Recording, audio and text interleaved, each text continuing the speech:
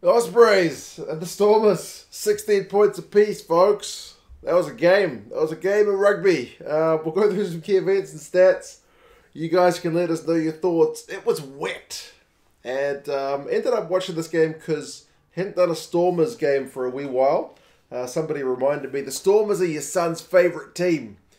When are you going to do a Stormers game? I thought, yes. Last week I thought, I'll lock in next week's Stormers game. It's on at a great time. I got out of bed, 7:30 here in NZ, had some breakfast, some coffee, and boy was it wet.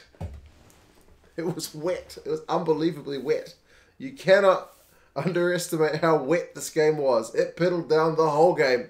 And ball and play time was pretty low to be expected as it was pretty wet. That being said, it's a draw. It's a crazy finish. But yeah, it took a wee while to get there at times. It looked like George North had injured his leg at the start of the game within the first couple of minutes, which was kind of horrifying because that guy's had so many injuries and you know how many comebacks. But it seemed like just a bit of a stinger, and he kind of walked it off. So thank goodness for that. The Stormers though had the better at the start of the game, if you can say that. Their scrum seemed to be getting on top. They were spending more time down the Ospreys end. Eventually, they opt for a 3-point on about 11 minutes when their scrum wins a penalty pretty much in front. So, Libok knocks that one over, 3 points to nil. And the rest of the game is spent, like the first half, of teams just turning each other over. Because, I mean, it's wet. It's really hard to get any kind of quick flowing attack, and they open themselves up both sides to turnovers.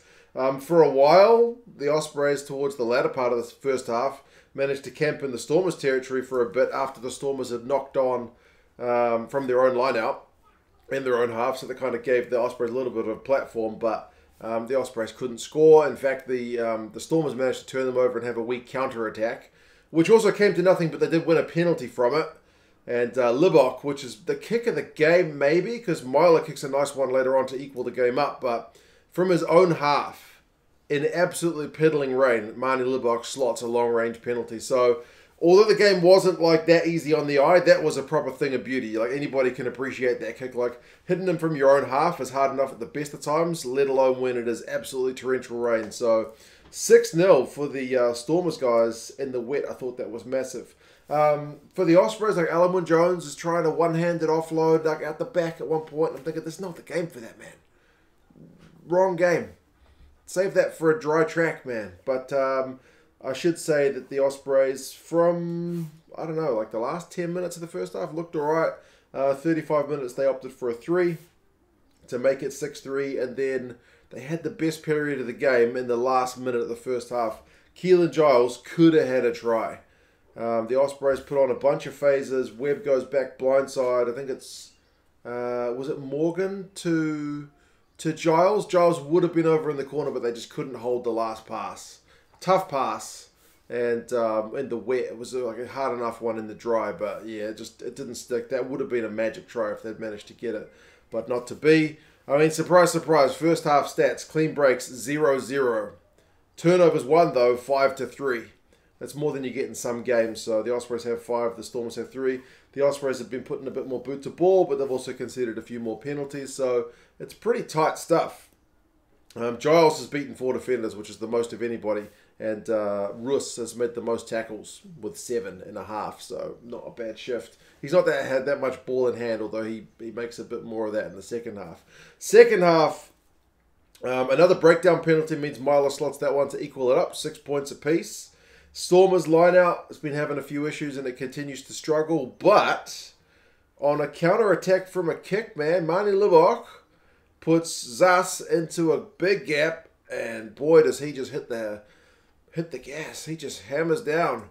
And DeVette is running a great support line. And, oh, my neighbour's cat is trying to get into my house. What are you doing, Shadow? Get out of here. Cheeky cat. He's just hanging out the back door. Let the back door open. He's, hey!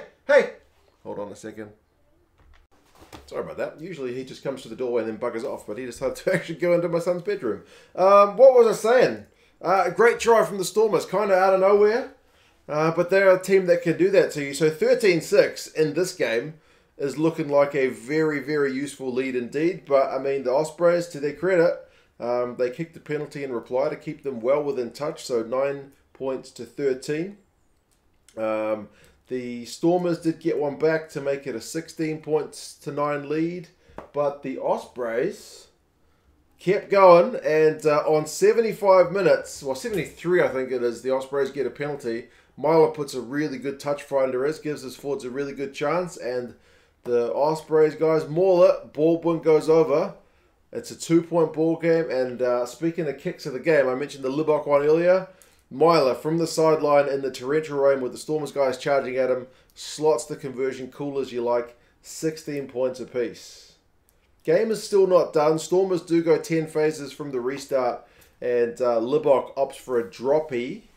Maybe you keep going through the phases there. He wasn't, I don't know.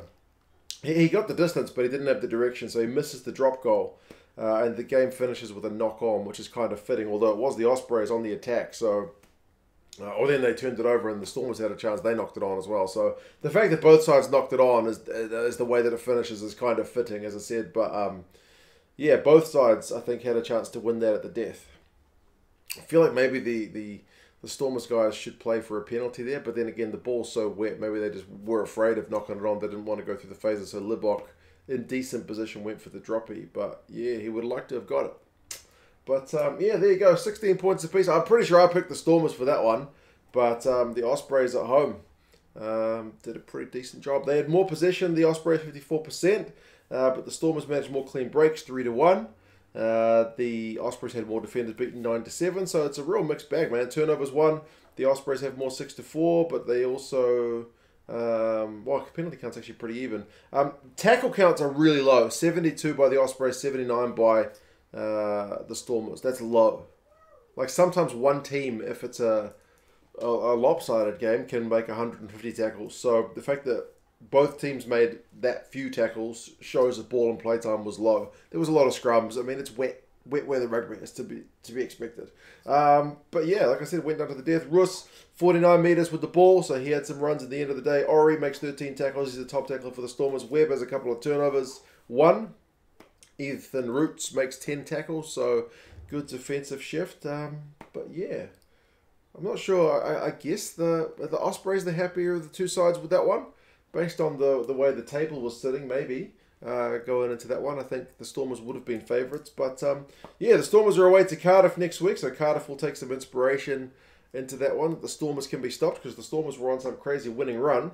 And then the Ospreys guys are away to the Dragons, so they'll be seeing if they can go one better on the road. But yeah, there you go, folks. 16 points apiece. I watched the Stormers game at last. It was different, but I can certainly appreciate all kinds of rugby, even in the absolutely horrendous weather in Swansea. But there you go, folks. You guys let us know your thoughts, and I'll talk to you guys again soon. See you later.